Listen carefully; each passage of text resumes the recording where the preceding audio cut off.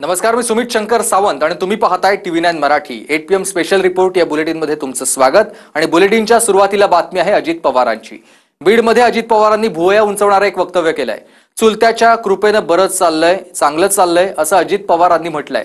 आता पवारांची कृपा असा उल्लेख केल्यानंच उलटसुलट चर्चा सुरू झाल्यात। पाहूयात। कर्म धर्म सहयोगाने आई बापाच्या कृपेने चुलत्याच्या कृपेने बरंच चांगलं चाललंय आमचं।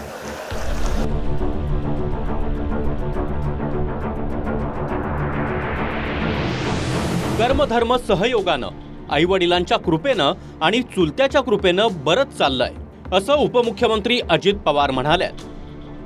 दादांच्या बरंच चांगलं चाललंय या वाक्यातील चुलत्याच्या कृपेनं हे वाक्य फार महत्त्वाचं आहे।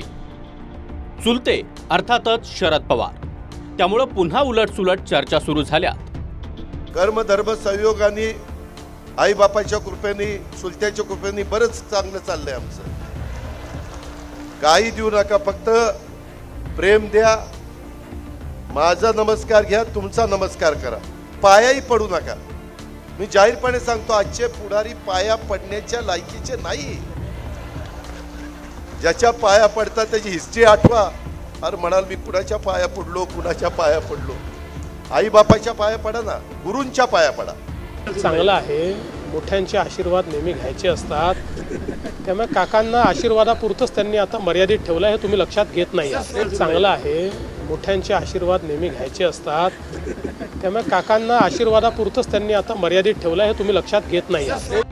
चुलत्याच्या कृपेचा अजित पवारांनी उल्लेख केला आणि मुख्यमंत्र्यांनी टोला लगावलाय।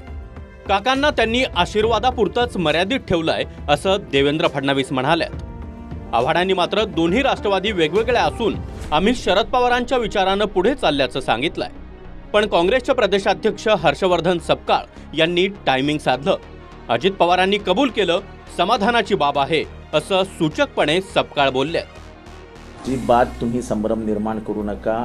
दोन्ही राष्ट्रवादी विचारांनी वेगळे आहेत, कामांनी वेगळे आहेत आणि आम्ही वेगळेच आहोत। आम्हाला पवारांकडून येतो आणि आम्ही गांधींचे कार्यकर्ते आहोत, आम्ही नेहरूंच्या विचारांचे कार्यकर्ते आहोत। आम्हाला तिथेच राहतो, आम्हाला कुठल्याही जातीवादी शक्तींबरोबर जायचं नाही, आम्ही जाणार नाही। त्यामुळे आमचा काही प्रश्न येतच नाही, त्यामुळे हा प्रश्न उद्भवतच नाही, प्रश्नच उद्भवत। ते सत्य बोलले, त्यात काय, त्यांनी उशिरा का होईना मात्र कबूल केलं, ही समाधानाची बाब आहे।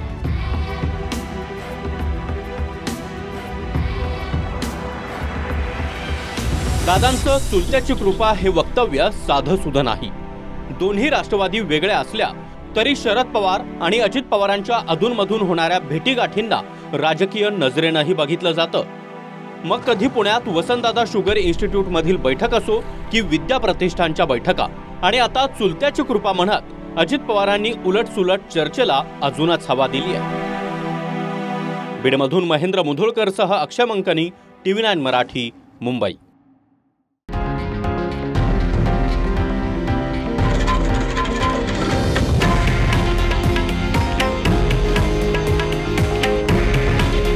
हे आहे देशातील नंबर 1 न्यूज नेटवर्क आणि आपण पाहत आहात TV9 मराठी। काळजी तुमची, हित महाराष्ट्राचं।